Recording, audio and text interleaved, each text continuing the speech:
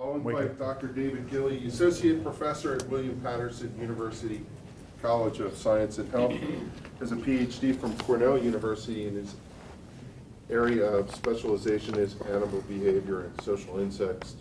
David, please come join us, and let's have a hand. And thank you. And Charlie Ilsley is going to work with David in the tag team. I'll get your presentation up, and Charlie, you come in when you're supposed to. Okay. What are we looking for in overall time? It's about 12:30. Okay. You know, all right. I want to make sure I leave room for my co-presenter. Thank you for having me. Thank you, Kevin. Thank you all for coming. Are these mics on? They are. Okay. Let's see. Let's go into slideshow mode there, and I guess I'll. There you go. Thank you. Yeah. Can we get that light off somehow? Lights out. Yeah. At least in the middle, anyway. Yeah. There we go. Is that okay? Yeah. All right. All right. So, as Kevin said, my name is David Gilley. I'm from William Patterson University. I'm a professor in the biology department there. William Patterson is a university where mostly we're focusing on undergraduate education and research, and doing a good job of it, I think. So a lot of the work that I do is involving undergraduates in research and teaching. I spend most of my time teaching. So you'll probably see elements of that in this talk that I want to give. Most of the talks, usually what I do for these kind of meetings is I come and I give an update on my current research that I'm doing. And I usually preface those talks with something like, the talk you're about to hear is going to contain nothing practically useful for your own beekeeping work. This is going to be a little bit different today, and maybe that will be true, and maybe it won't. I don't know. Maybe this will actually be useful, practically useful. We'll see. To some degree, I'm going to kind of hand that over to Charlie for some of that more practical stuff. But so this talk is different. It's not. I'm not going to be talking about my research that I'm working on. The origin of this talk, sometimes I have beekeepers call me or get a hold of me and say, Dr. Gilley, I tried this new beekeeping technique and it works great. Can you explain why? And I think also, you know, there's some justification in there. Tell me why this is working, and should I keep doing it? And my typical response is something like, well, if it's working, it's working. You know, whether I can figure out why it's working or not shouldn't be the hinge for whether you go ahead and do this or not.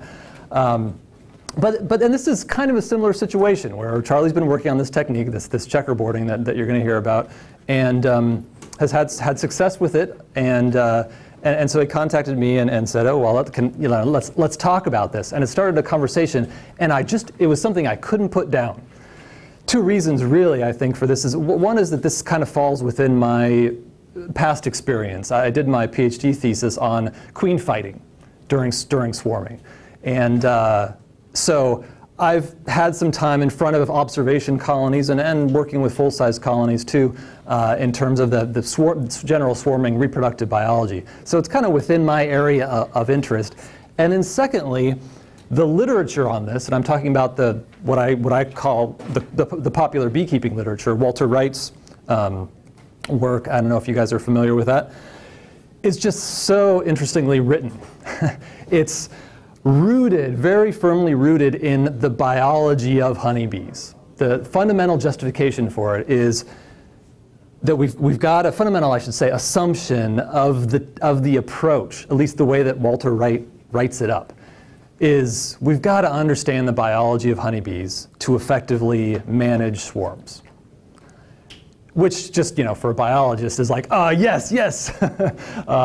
So that's where we're coming from here. What I want to do with my part of the talk is I want to talk a little bit about, I want to review swarming biology, in particular thinking of swarming as part of the reproductive fission process.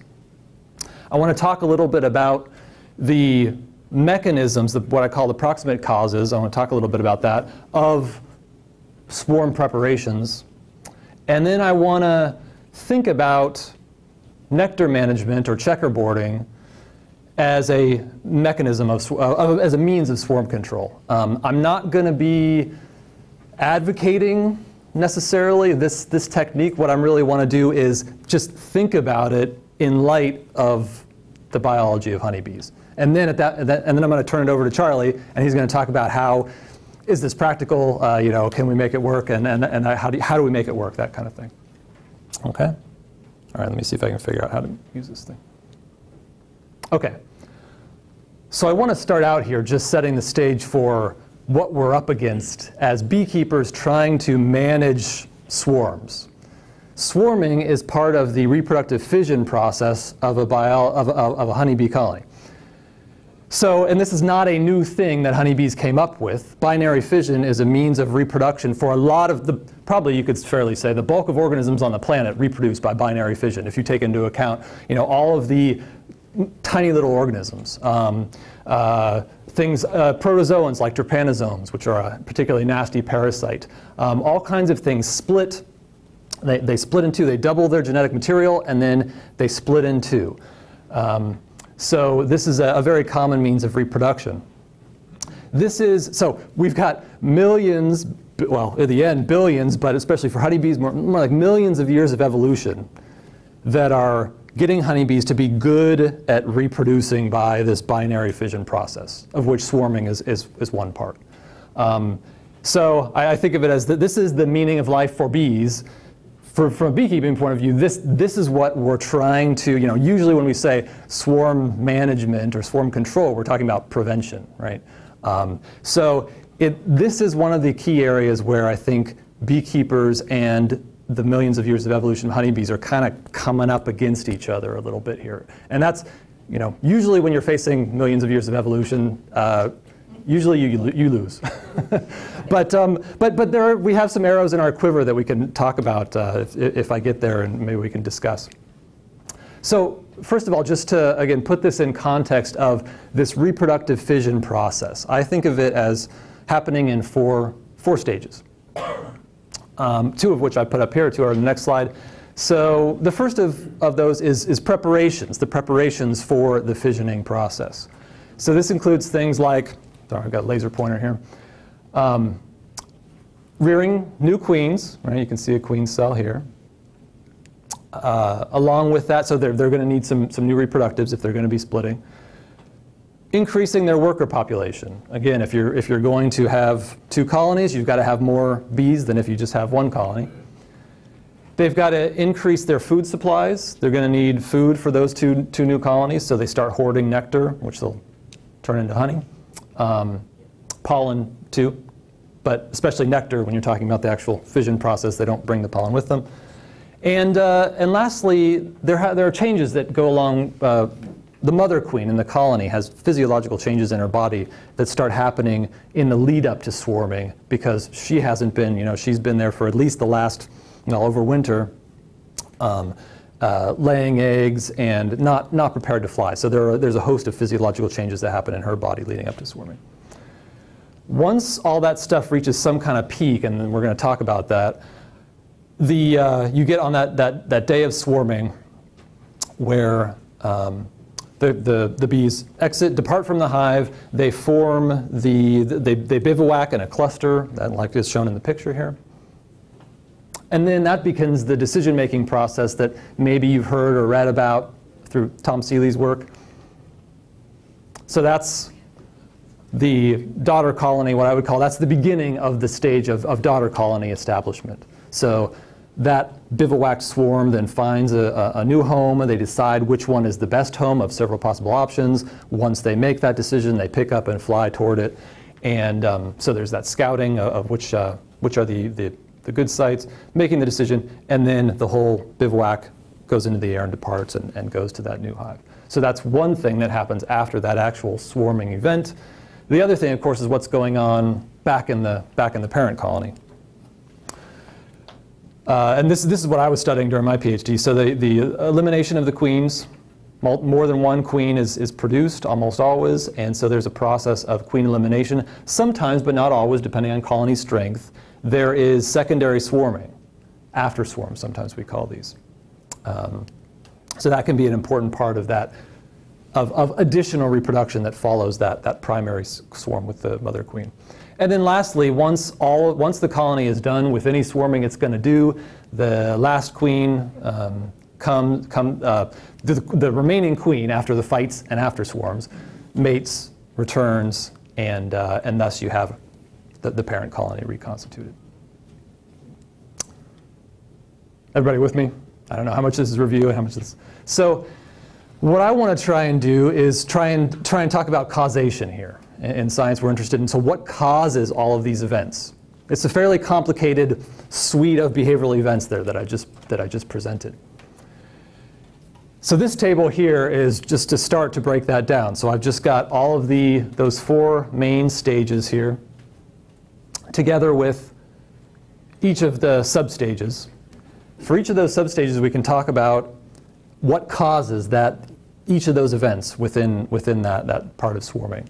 We could talk about this at 2 levels. We could talk about proximate causes and ultimate causes. Ultimate causes it's an evolutionary cause. You might think of it, as I've written up there, as the adaptive significance of that behavior. Proximate causes are the mechanisms. So for example, the particular cues and signals that are involved in creating that behavior. And let me give you an example of this. This is from an introductory animal behavior textbook. This is where my teaching bias comes in here. So very famous example of separating proximate from ultimate causes. This is an example, sorry, I know this is not bees, but with fish, this is an example that we use because there's been a lot of research done on this. And the behavior here is a territorial behavior. These are male fish, and they're territorial, so one intrudes on the other's territory, and the territory holder chases the intruder off. That's the behavioral focus. So you can ask, what causes this behavior? Well, there are 2 completely separate types of answers that you might use to explain this behavior. One, let me see, which one should I do first? Well, one might be an ultimate cause. In other words, it's territoriality. So they're doing it to keep that male out of their nesting territory because they want to mate with all the females on that territory. And that's how they gain reproduction, is by keeping other males out. And that's what evolution by natural selection is all about, is reproduction. So that would be an ultimate or evolutionary adaptive significance cause for that behavior. A proximate cause would be, like I said, a mechanistic cause for that. So talking about the physiology of it. So in this case, we know, and this is where there are lots of experiments that have been done on this, where it's that red belly, that only males have the red belly. And so when another male sees something red, and you can do these fun experiments where you dip a popsicle stick in the water that has a little red on the bottom, and they just chase it. So it's that's the stimulus that causes that behavior, is that red belly-ish color. Okay, so you can talk about the stimulus comes in through the nervous system and is integrated in the brain, and that creates motor patterns that make the fish chase it. So that kind of mechanistic physiological explanation. Okay, so I think it's important to divide these 2. For most of these, and so I've done 2 things here with this slide. One is to zoom in on the swarm preparations part of the reproductive fission process, because this is going to be the really important part that we're going to talk about. If we're trying to prevent or control, manage swarming, we've got to think about the very beginning of when it first starts. So I'm kind of zooming in on that part here with this table. And then I've also kind of filled in some of these ultimate causes for the various substages within the swarm preparations part. And I think most of these are fairly intuitive. Why do they produce, what causes them to rear queens? Well, they need reproductive replacements for the colony, right? And also for for any, let me see here. Oh yeah, so there's an opportunity for that multiple fission, those after swarms too there.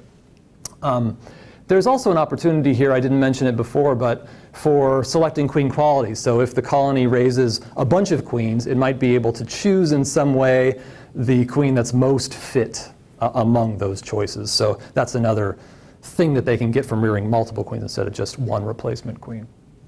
Again, I guess as I mentioned before, in terms of a worker population increase, why do they need more workers? Well, so that they can ensure the survival of 2 colonies. Same thing for the having more food reserves. And mother queen physiological changes. This is a lot of those changes are the cause of a lot of those changes is to get her ready for flight. She's not used to flying, and so there are physiological changes that prepare the muscles, the perceptive capability, and also the pheromone profile. It's critical that a queen has a strong pheromone profile during the whole swarming process to successfully get the entire colony from point A to point B. So I think those are fairly straightforward. We understand, I think, what most of those are.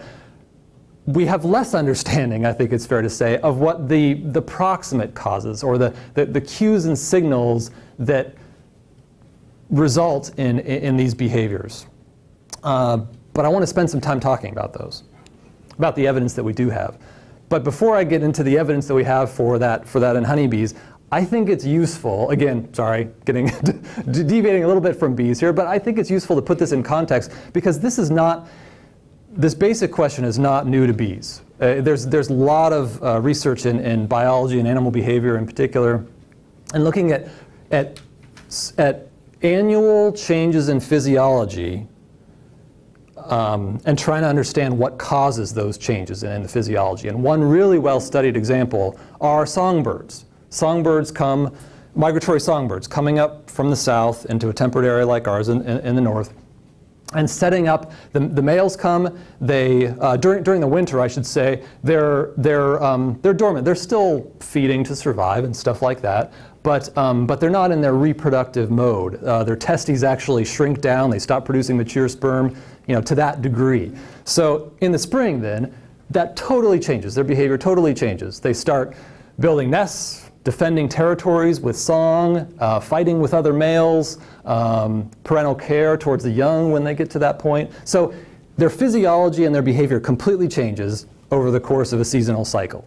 See, this is the parallel I'm trying to kind of set up here. So how does that happen? We know quite a bit about how that happens, actually. There are at least two cues, and I've kind of put a list over here. Sorry, it looks kind of long here now that I look at it. But it starts out with a couple of cues. So one of those is photoperiod, the length of the days. How many hours of sunlight are there during the day in the summer versus the winter, to take the extremes. So there are long nights and short days in the winter, and there are short nights and long days in the summer. That's a very important cue. Another one is temperature. So obviously then this fluctuates more, but it's correlated that in the summer temperature is high and in the winter temperature is cold, right? So these two things are important. What we understand, I'm not going to get into the details of the research, but basically how this works is that these two environmental cues are received by the nervous system of the birds. So they go into their brains through their eyes and their temperature detectors. That creates changes in the brain. It changes the gene expression in the brain. And without going into the details of how gene expression works here, it changes the types of things that the cells of the brain secrete. There's these neurosecretory cells that do what it sounds like. They secrete chemicals into the body. So that change in chemicals then changes, it releases this cascade of hormones, gonadotropin, which affects the testes, testosterone, which you're probably familiar with, estradiol. So there's the link between the environmental cue and now the whole body, not just the brain, but the whole body is changing its physiology. So those hormonal changes then lead to things like the testes growth, production of mature sperm, and all these behaviors that I mentioned: defense, mate attraction, nest building.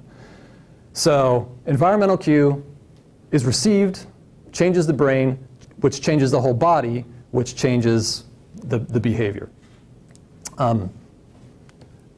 Hopefully you can see the parallel here that's coming with honeybees. So in birds, we know how this process works well enough that if you take a bird and you bring it into the lab and manipulate the photoperiod and the temperature, you could keep these males in a permanent winter state.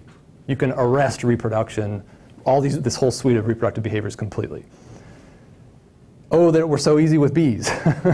Not that we would want to do it. There's lots of other stuff that also happens in summer, right? That we wouldn't want bees to just be in permanent winter state. But anyway, so how does this work? Can we create some kind of parallel in bees? We can, but it's more complicated. It is more complicated, and I think one of the reasons for that is because bees we're not talking about an individual organism here.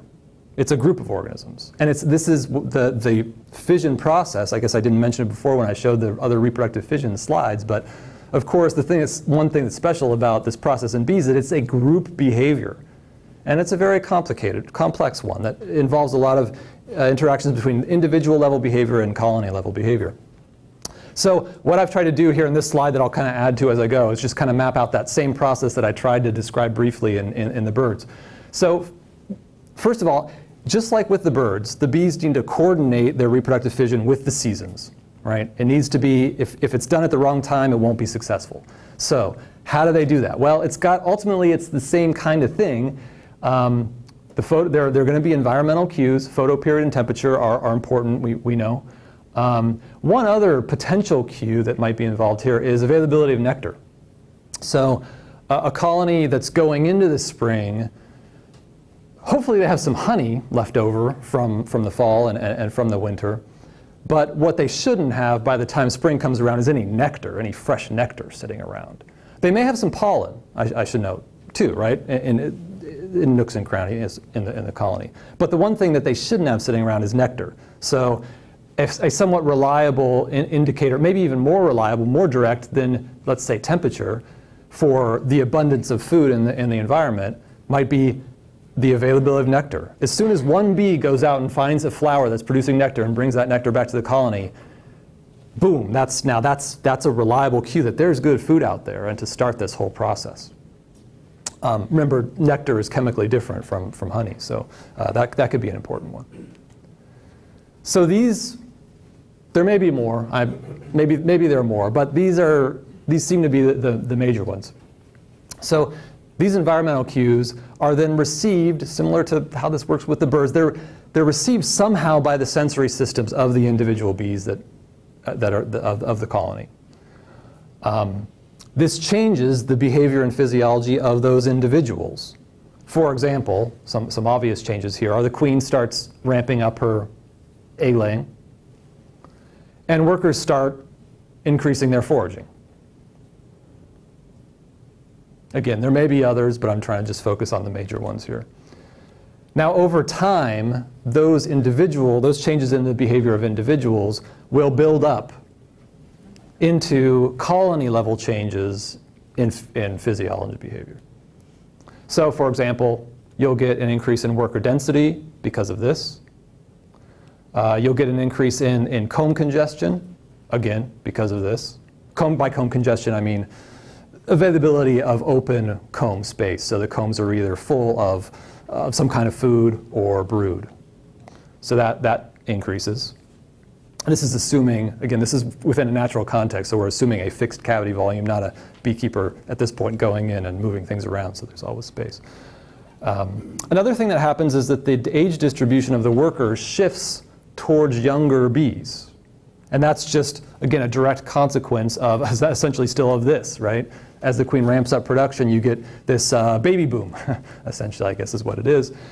And so you get this, the colony is dominated by younger bees. Another thing that happens is the queen pheromone distribution decreases. So as the colony gets more and more populous, the way queen pheromone is distributed is through contact. And so if the queen is making fewer contacts on average with each worker, then you slow down the distribution of those queen pheromones, which play an important role in queen cell construction and that kind of thing. So environmental cues have translated into individual changes in behavior, which have translated into, over time, and I want to call out time here for the first time. And all these changes then over time serve as sort of a second layer of cues for what we would really start calling these swarm preparations. So these are the 4 things that I listed earlier in the previous slide. The queen cell, so individuals start constructing queen cells for queen rearing. The workers start foraging, change their foraging habits, and this may be their total amount of foraging, or it may be the ratio of pollen and nectar that they bring back. All those kind of individual decisions may be affected. Also related to that, cell cleaning decisions. So in other words, storage of the comb. And this seems to be really important how much relative, there's a game here that the bee colony has to play with. You've only got a certain amount of comb to work with. So what is the ratio of brood to food? That might change over the course of these swarm preparations.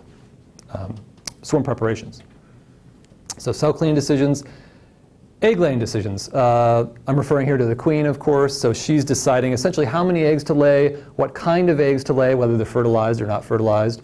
And then also, I guess ultimately, whether she lays them in a fertilized egg in a queen cup or in a regular worker cell, which will dictate the beginning of that queen rearing process.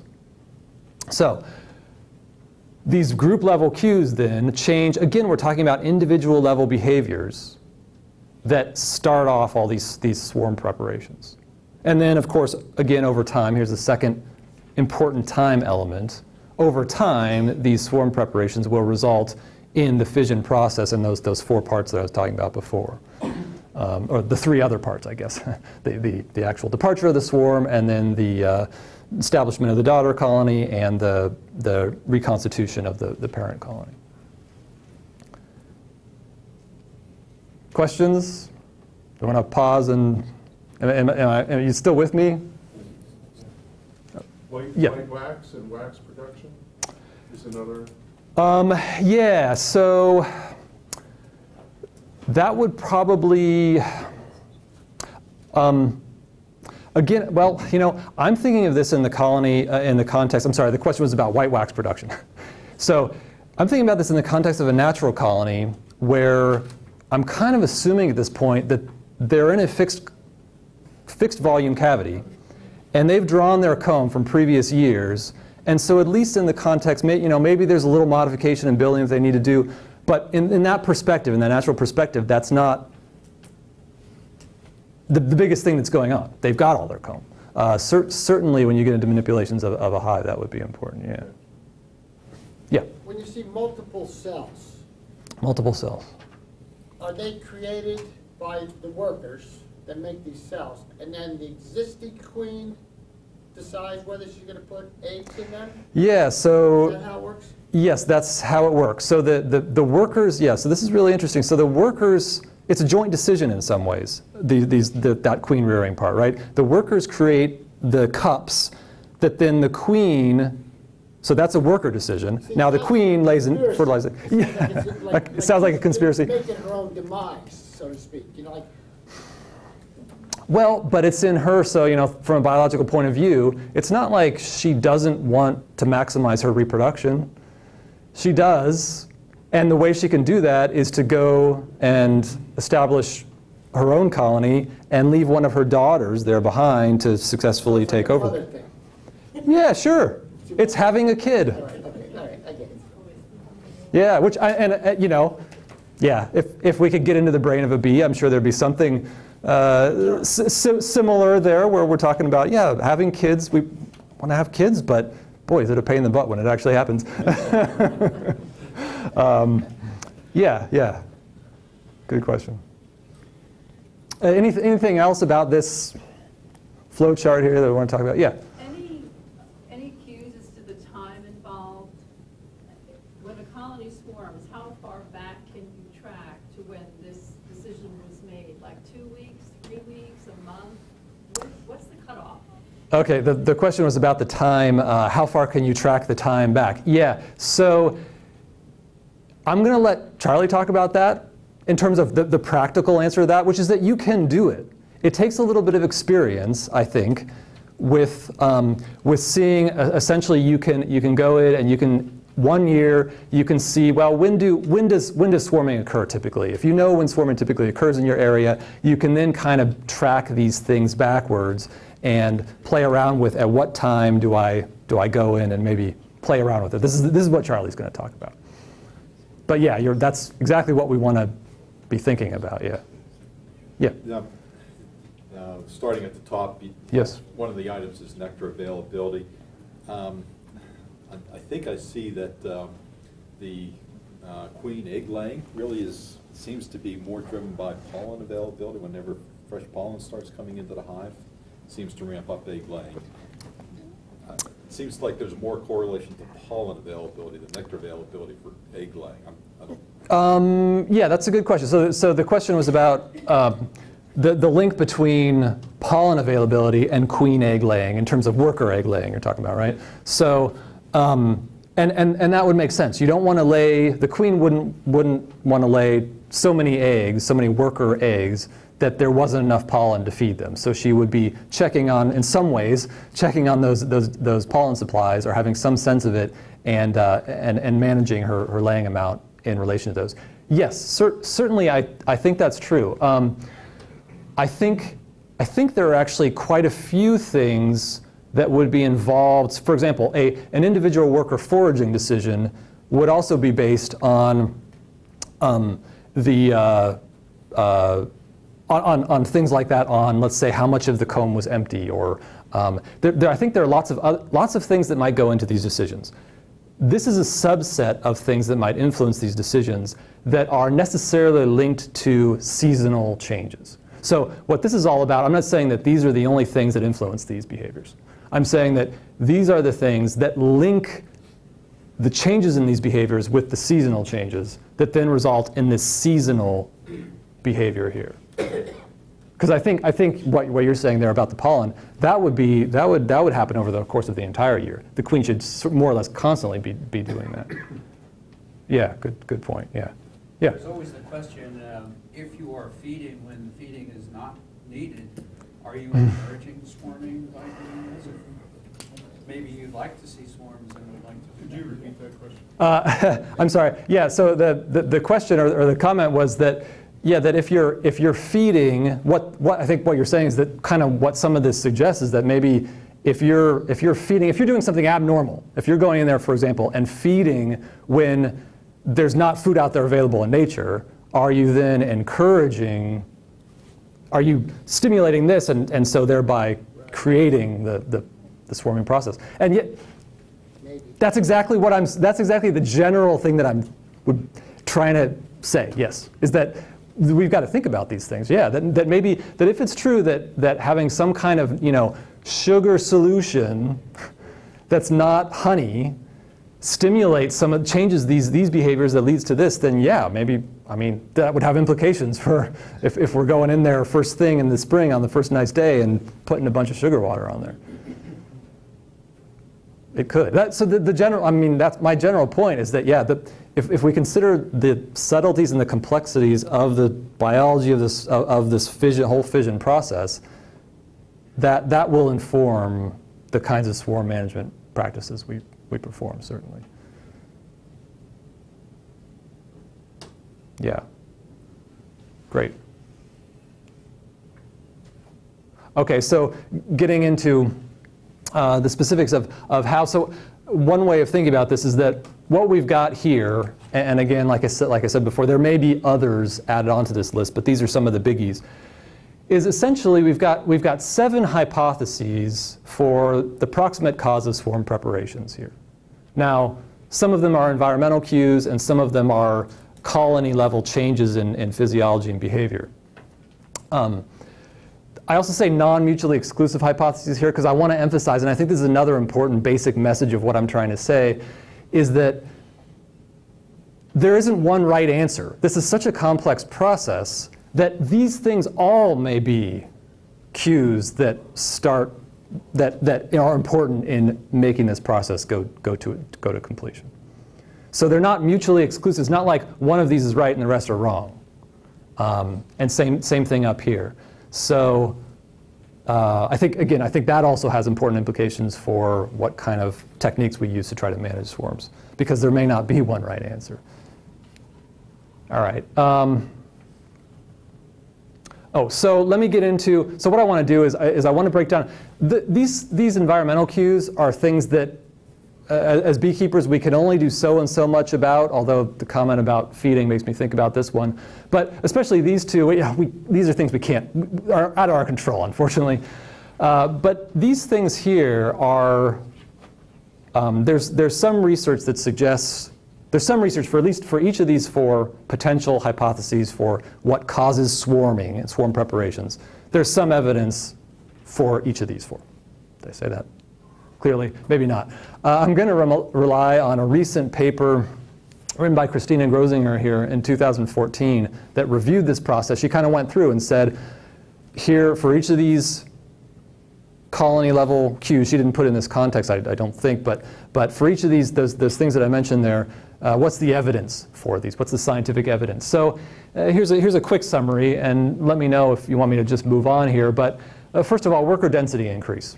There's some pretty good evidence from one paper that the construction of queen cells, this is observational evidence, so if you sit down and watch colonies, and I'm not sure, probably they were going into full-size colonies here, and if you measure worker density and you track and you measure queen cell construction, you see a correlation between the two. As density increases, at some point, at some density threshold, you suddenly get the construction of queen cells. So, and that happens to be 2.3 workers per milliliter. Above that threshold, furthermore, the number of queen cells is correlated with the density of workers. So the more dense the workers, the more queen cells are produced. So fairly good correlational evidence that this is involved in swarm preparations. Comb congestion. Also some fairly good correlational evidence here.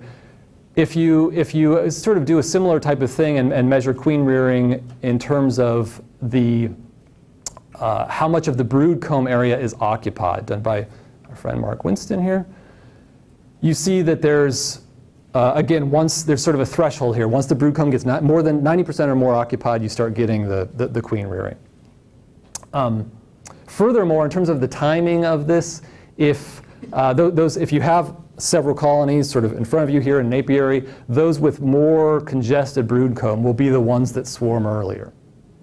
And so that has to do with the timing issue, but it's suggestive that it's involved somehow in that event. However, and this is often the case, there's some conflicting evidence here, which is that you do sometimes have colonies that don't have particularly congested brood nests that do swarm. Shoot. Furthermore, if you go in and you manipulate brood comb congestion, in other words, you take a bunch of really full brood combs from another colony and shove them into a colony that did not previously have congested brood comb, that doesn't necessarily make them swarm. Doesn't necessarily trigger swarming. So what that says to me is that it seems from the correlational evidence that a congested brood comb area is an important part of this lead up, but it's not the one thing. If we're trying to find the one cue that triggers something, we often use these criteria of necessity and sufficiency. So the brood comb congestion is not sufficient to stimulate swarming, and it's also not necessary for swarming. So it doesn't seem to be the one, according to these studies. And certainly more research needs to be done on all of these, really. Whoops. Let me talk about worker age distribution. Again, correlational evidence. If you look at colonies, this is kind of obvious in some ways, but if you look at colonies that are preparing to swarm, you'll see that they do have a younger age distribution versus colonies that are not preparing to swarm. Again, in terms of a sufficiency, if you do a manipulation, if you change the age distribution of the workers to be younger, you dump in, I guess what that means is dumping in a lot of young bees. That doesn't necessarily, again, kind of like the brood comb congestion, that doesn't necessarily trigger them to trigger swarming. So, correlational. Queen pheromone. This is actually one where there's probably better evidence maybe than some of the others.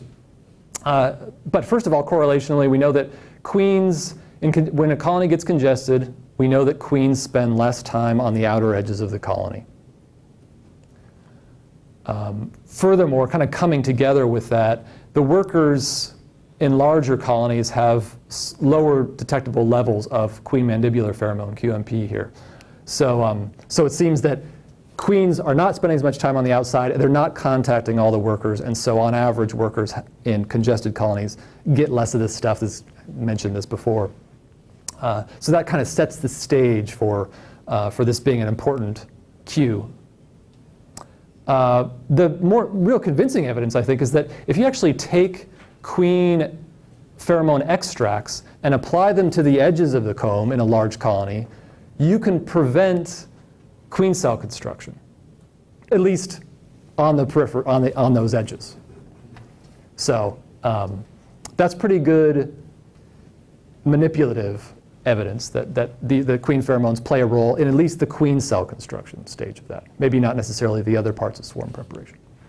Lastly, well, this does address other parts of swarm preparation. If you apply QMP, and I forget exactly how they did this, but if you supplement the colony with QMP, you can delay the timing of swarming in a colony, congested colony, in other words, one that is moving towards swarming. Okay. All right. Questions about that? Yeah. Back to the slide before this about bee density. Yeah. So you say that it's initiated at greater than 2.3, but can you take a colony that has less than 2.3 workers, dump a bunch of bees in it, and make it swarm? As far as I know, that experiment hasn't been done. From my own personal experience, I would say it depends. I would say probably not, although it depends on the timing a little bit. If you were to do it consistently, early enough in the season, so that the colony could, so that these other things could happen, then likely. This is just my own, guess, but yeah. Again, that's my question. Yeah. It probably doesn't alone. Right. Right. And I think that's, yeah, and I think that's where all these things leads, is that maybe none of these things does alone, but all together. And remember, in nature, these things go together. It's only in an artificial beekeeping context that we're going in and playing around with this stuff. So, Charlie, what were you going to say? And to answer your question, the answer is yes. And the answer is why, and why was because I was messing around with it. I intervened, and I took a full honey super and put it on top of one of the hives. And within one day, it swarmed. And the reason being is because of, it was called a housekeeping swarm. It was not a reproductive swarm. Housekeeping means congestion related, for some reason, after all of the cues for reproduction he's discussing right now is reproductive swarming. So, Charlie, just to clarify, that colony was not, it had no queen cells, it was not building up to swarming in any way? Took it apart. See, that surprises me. That surprises me. I would, yeah. Up in a tree. Yeah, okay, okay, yeah.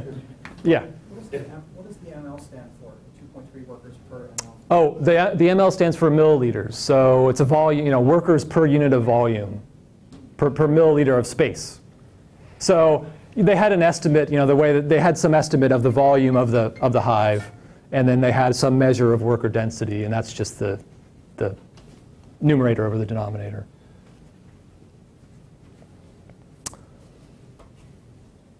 Okay, so another thing to notice about this is that a lot of the dates are like, a lot of this research was done fairly. It kind of surprised me when I was going through this and saying, boy, this hasn't anybody followed up on any of this stuff?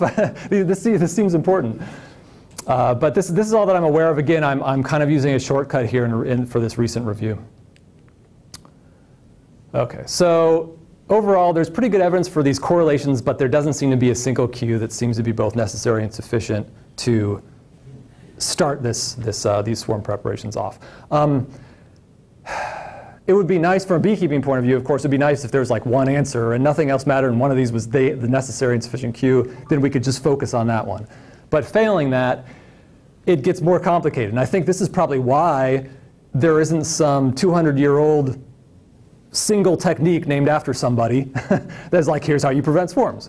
We argue and go back and forth and come up with new ideas, and because it's a complicated process. That's just my editorial there. But so one potential direction you could take this to get it moving towards the practical area here is to think about, well, do currently recommended swarm management practices conform? How do they fit? How do they jive with all this view of the swarming process? Instead of going in that direction, I want to kind of take a little side turn and talk about one particular, maybe as an example of how you might do this, to talk about one particular technique, this checkerboarding or nectar management technique, and think about it in relation to what I've just said. But I guess to get there, I want to just note that take a typical authority on modern swarm techniques, and I'm sorry, I think this is the 3rd edition. There's a 4th edition now, but essentially, these are some of the ideas from this book in terms of how do you prevent swarming. And I'm not going to go through these in detail, but I do want to note this noted issue, which is that most methods used for controlling or preventing swarming result in manipulations that reduce colony size. Thus, although swarming can be controlled or prevented, in doing so, the goal of maintaining populous colonies for the honey flow is somewhat sacrificed. Sorry, I'm follow the bouncing ball here. Nevertheless, this sacrifice is far better than having a colony cast a swarm that may leave the apiary site before you can recapture it. So it's, they're saying, okay, yeah, this is not a great thing to go in and try and sort of hit the colony back with some of these techniques, but it's the best of a bad situation. So of course this always leaves open the question of, well, is there a better solution? Is there some way we can not be fighting this? In some ways, this is what I was alluding to at the very beginning of the talk here about the, going one-on-one with evolution here and trying to fight this back and reduce their reproduction. Is there some way we can sort of both get along here? And that's, I think, at the heart of this idea. This is the justification for this idea of checkerboarding here. So I want to talk a little bit about it and think about whether, again, this is not something I'm personally advocating, but I want to consider this in terms of how it fits with what I've been talking about. So then this is a notion put forth in several papers around 2002 and I guess in the late 90s too, right? By Walter Wright. And the thing, like I said at the beginning, that I love about these papers is that they're completely rooted in the biology of all the stuff I talk about. This just really got me going. So, for example, Walter Wright says, when one tunes into the survival characteristics or traits of honeybees, a whole new world opens up for the beekeeper. I hope that's true. So he then goes to lay out five basic characteristics of bee biology that are important for thinking about how to manage swarms, and are sort of the foundation, the biological foundation for this checkerboarding technique. And here they are. Are you guys familiar with these? I don't want to assume that you're familiar. Let me give you a minute, I'll just shut up and you can read those, because I want to talk about them.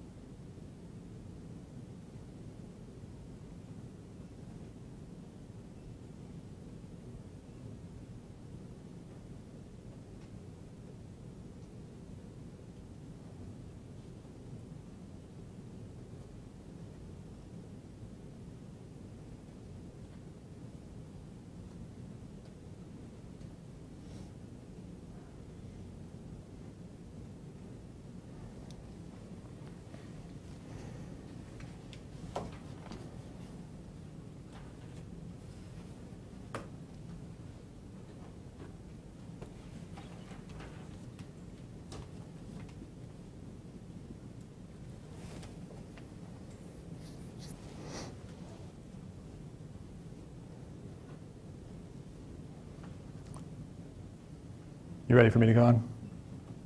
My take on these, the first two are really about timing. And I think that's representative of the importance. If this technique is going to work, and it really, I mean, if any swarm prevention or management technique is going to work, you got to get the timing right. And again, that's going back to that flow chart where there's time, time comes into at least two different parts of that flow chart, right? And so you really have to nail that. That gets to the question that was brought up before.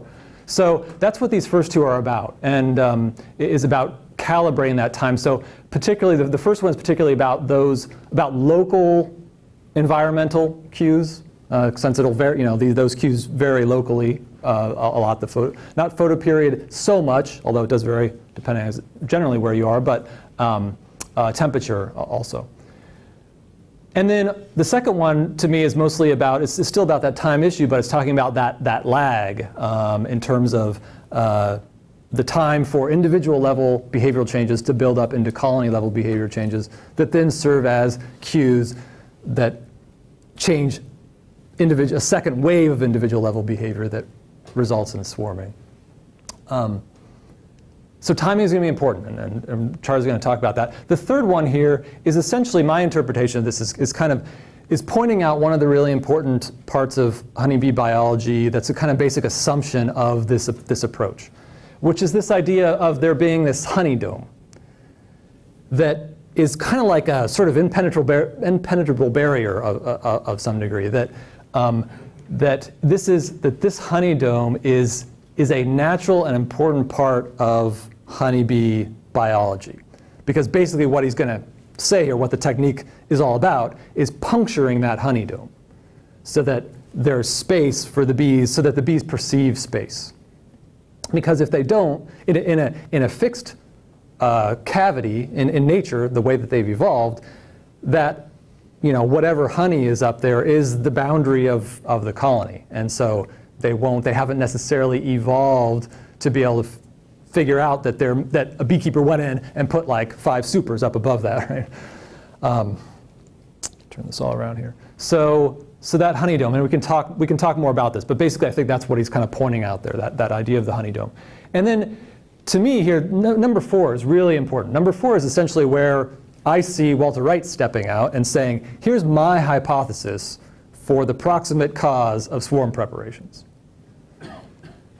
It's this backfilling. It reduces the brood nest size with stored nectar. So it's, I think, what he calls the backfilling of the brood nest with honey. So as soon as that brood nest grows as the spring comes and the worker population is increasing, but at some point the colony is so stuffed full and the queen backs off from egg laying, and so you start to get intrusion. I guess maybe that's the phrase he uses, intrusion on the brood nest of honey intruding on the brood nest. And so Walter Wright, as far as I can interpret everything, is coming out and saying, this is what I think the cue for these swarm preparations, the key cue for these swarm preparations is. And so that's kind of what this technique is based around. Yeah, there's a question. Just to be clear, is it honey backfilling the brood nest, or is it nectar? From my readings, Walter Wright doesn't specify. I would think that it would be anything. I mean, in nature, it would be nectar, or some in the middle of being processed to honey. It wouldn't be mature honey suddenly showing up right there. Well, I'm just wondering whether my question is around, do they move the cured honey down and backfill, or I see. Bringing in fresh nectar? I don't know the answer to that question. I don't know the answer to that question. That's a good question. Yeah, I don't know. Maybe a dumb question. Where does the term checkerboarding, what's the... Yeah, so hang on, we'll get to that, because I think once I'll put the pictures up here in just a second, and then I think it's pretty clear. So that's the hypothesis that he's kind of putting forth, and then basically he's saying, I guess as a segue here, the way that you can then manipulate this cue to prevent swarming is essentially to do this checkerboarding thing by puncturing that honey dome. So creating open space so that they're always in this expansion mode, so that you don't ever get the backfilling. You're preventing the backfilling of the brood nest with honey or nectar, whichever it is. And so here's what that would look like. So here's the figure. Again, this is from the March ABJ article that you'll get. And first of all, the first figure up here is only so-and-so, useful for our purposes.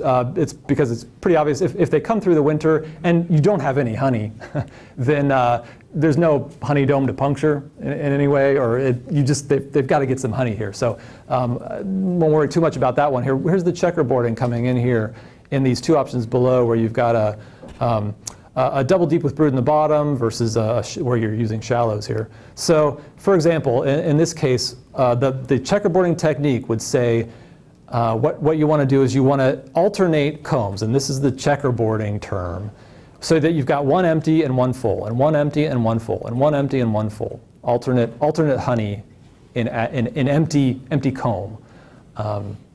So that's this down here. So does that make sense? That's where the checkerboard comes from. Yep, got it. Note that this is, I mean, we're always talking about, I was playing around in some discussion forums and stuff following some of this, and one of the common misconceptions I think I saw on the internet was that this checkerboarding term itself doesn't necessarily suggest that you're checkerboarding the brood or the honey. We're clearly talking about checkerboarding the honey stores, not the brood. The idea is don't touch the brood. You're by puncturing that honey dome, you're creating this perception that there's always open space by the bees. This is the idea. And so the bees are constantly in this expansion mode. They never receive that important cue, this is the hypothesis, that there's intrusion under the brood nest by honey. And so they'll keep building and building and building. That's the idea. The first picture, you swap the empty comb and the brood. Yeah, so that's pretty much just a reversal, right? Right. And what triggered you, the time span, when to do that? Well, I'm going to let Charlie talk about that because he has experience with this. I have no experience with this. So again, so let me try and get to now that we've got this up here. We could talk about reversals and how they might differ, but Walter Wright comes and really says, hey, reversals. The thing with reversals is that he says, and you guys would have more experience than I do really with this, but he says that reversals retard the brood growth because they separate the brood from the honey stores. This is his point of view, and we can talk about that maybe, but I want to put that down as that's where you look at this, you start to say, well, how does this exactly differ from reversal, and why is it better? That's his point of view, is that there's a key difference there. This doesn't do that. Reversals do.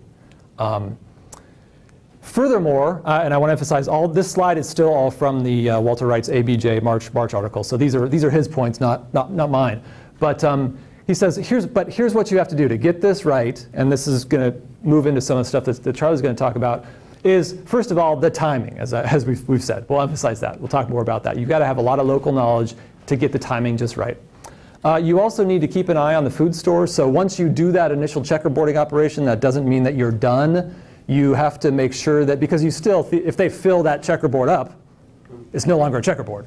So you've got to go in the top and make sure that you never just get completely filled up. You may need to, do another pull and alternate. So you need to maintain open space on the top. Queen excluders don't work for this technique. So one of the ideas of this, and I think maybe another part of how it differs from a traditional reversal, is that you're not separating, you're allowing the brood nest to grow. And one of the things that Walter Wright says about this is that this is a good thing. This is again getting to why traditional swarm approaches are trying to control the size of the colony and keep it down. But this approach the idea is let it grow, let it grow, let it grow. You want the bees to grow. You want to take advantage of their innate desire to grow their colony by let the brood nest grow. Maybe then you've got more bees. Maybe you can make splits or something later. But that's part of the idea. So you're not cutting off brood production, because that sort of necessarily creates this separation between the honey and the brood. So oops, sorry. He also mentions that you need to be willing to work with tall hives. Because of that, they can get big. In terms of benefits of that, so obviously we're focusing mostly here on the swarm prevention, but this is where originally Walter Wright calls this checkerboarding, which I think is a nice descriptive term. He then, over time, I think as far as my interpretation of this goes, talks about nectar management. And because the idea is it's not just swarming. I think as he kind of maybe found out after he tried this, and it had other benefits, because the brood nest keeps growing, you get bigger colonies, and theoretically, that means more honey. You're not messing around you're not disrupting the brood nest, so you get more honey. He also says the manipulations are pretty easy to do. This can be a point of debate, and I know I've had large-scale beekeepers come and say, I can't do this for every single colony. But anyway, that's an issue that could be talked about. The automatic supersedure, we'll see if we get into this. I'm not going to talk about it too much, Charlie, but we talked about this back and forth.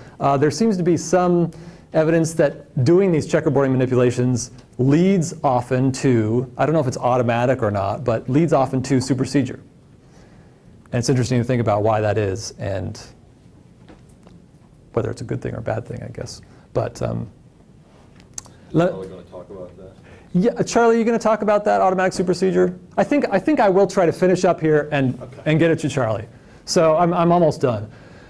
So I just want to kind of go back and check here and say, so is this approach, is it consistent with what we've talked about before? And I think it is. I think essentially what we're saying here, I mean, we don't have any great scientific studies that have gone in and verified the hypothesis that it's intrusion into the brood comb, into the brood nest by honey that is the important cue for swarming. We don't have that. I'd like to have that.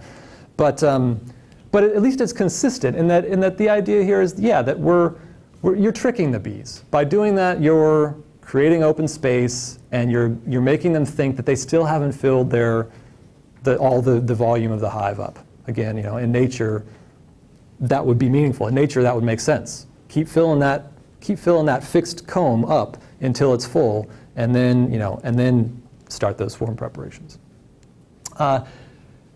There is a potential mismatch of cues. How much do I want to talk about that? Well, I guess just realizing that if there are lots of cues that all go together, like we were saying before with the evidence suggesting that all four of these cues, in nature, they all come together. And so, what are the effects of going in and playing around with just one particular cue? I don't know. It might create, maybe that's why you get supersedure. Because you're essentially, I imagine it's somewhat like motion sickness or something like that, where your eyes are saying one thing and your vestibular system is saying another thing. If you go in and mess with one cue and the others stay the same, what's happening here? You might confuse the bees a bit. There's also an interesting modeling paper by Pfefferman and Starks that I think I won't talk too much about, but it's the findings of the mathematical modeling, I think, are also consistent with this idea of checkerboarding. I'll not say too much about that. Sorry, there's a lot of text on this slide. Let me just try and sum it up. So the idea here is that essentially the things that I've talked about, if we can keep in our discussions of what are effective approaches to managing swarms, if we can keep the things that I've talked about, like proximate versus ultimate causes, clear. I've seen in certain cases, like I said, I got so interested in this, I had to go on and look at some of the discussions that were going back and forth on discussion boards and things like that. And there were confusion about a lot of the points that I've talked about. For example, this distinction between proximate and ultimate causes, in saying that just because we know the evolutionary cause doesn't mean that we've solved the proximate cause. These things are complementary. They're not exclusive hypotheses. So we need to keep those straight. Furthermore, this idea about these ideas being non-mutually exclusive. I've also seen a lot of arguments, and this is not the first. This is essentially what happens on the internet, I think, is that people argue over ideas that are not mutually exclusive. They're both right. This is like the nature-nurture debate come back again. So just keep in mind that if all these cues are important, then there may not be one right answer. And so we have to keep those in mind, first of all, in terms of saying other things are wrong and this thing's right, but also in terms of if you've got a technique, just because you focus on one particular cue, for example, intrusion of honey into the brood nest, doesn't mean that you can't increase the efficiency of that technique, or doesn't mean that the other things don't affect that technique, if you're following me. Let me see, what else do I want to say here? Oh, the one other confusion here that I tried to get straight in that flow chart is the distinction between the environmental cues and the actual colony level cues. So just because we, let's see, what was one that I saw? Oh yeah,